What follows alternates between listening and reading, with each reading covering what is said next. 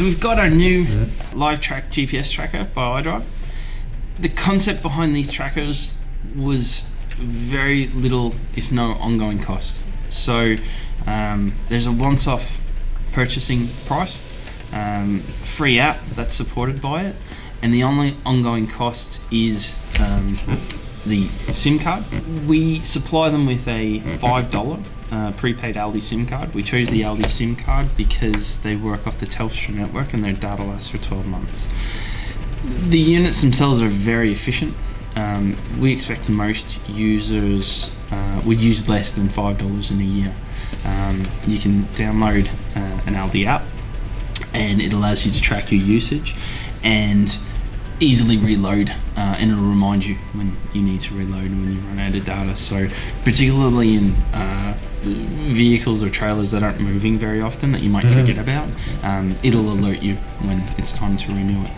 The device itself is exceptionally simple to install. We have a loom that's supplied. You connect to a live power and earth.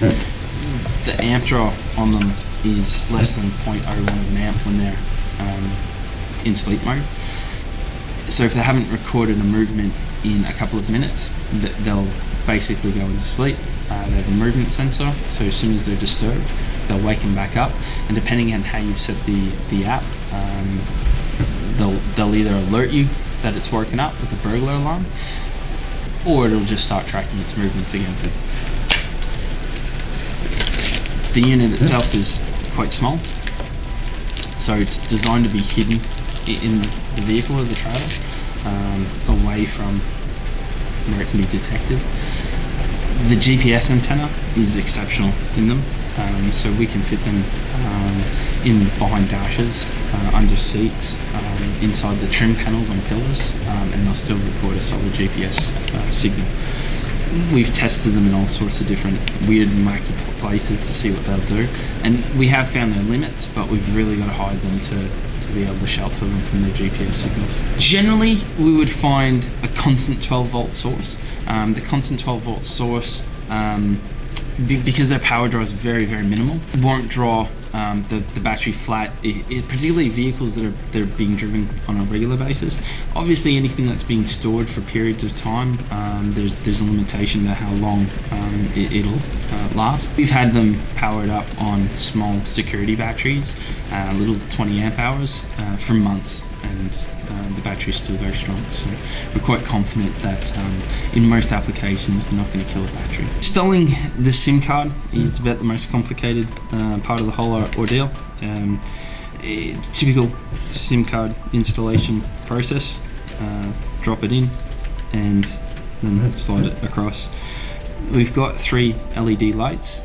An LED light, red LED light for low power, it'll tell you when it's getting low in power, and it'll just repeatedly flash. A single blue LED light, just letting you know that the GPS is communicating with the satellites. And a green LED light, which will indicate whether the GPS is talking to the SIM or cell service. But the only problem that we've ever had with these is people not fitting the SIM cards correctly. But it's a very simple process. Once your SIM card's fitted, we just need to activate the SIM. Very, very simple process through the Aldi website. You can download an app onto your phone, and that allows you to track it and make sure that it's connected and working. Once you've got the SIM activated, we download our iCar app, which is a very, very simple app to use. It allows us to see the current location of the tracker and what it's doing. It'll give a 30-second refresh, although we can change the refresh between 30 seconds, 10 minutes, 30 minutes, 1 hour and 2 hours. So that's just how often it's reporting its location back. We generally just set them to 30 seconds. The default is 30 seconds, and the data usage is very efficient.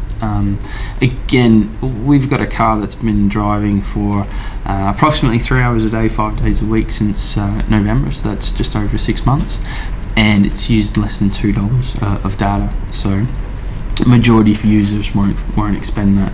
The app will give you relevant information as far as the GPS signal, how strong it is. how good the cell service or GSM network is, and the battery level. The data that it does store is pretty comprehensive. So we can look at the location history. We just pick a date. From the date of travel, we can see where the vehicle has been. We can pick a particular point of reference, and we can look at how good the GPS signal was, the cell service at the time, how far it's traveled since its last from its startup point, the speed at that particular point, and its battery level. We can pick any point along the way. A new trip, so once it goes into a sleep mode, we'll start a new trip, but it'll still be on the same day. We can look at that history going back 7 days.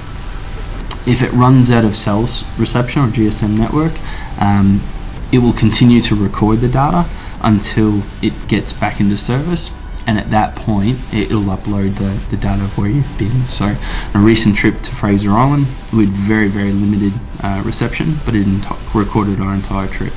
We have the ability, obviously they're designed predominantly as a security measure, to set them on a park function. When it's set to a park function, the unit will basically stay dormant until it's been disturbed with the movement sensor.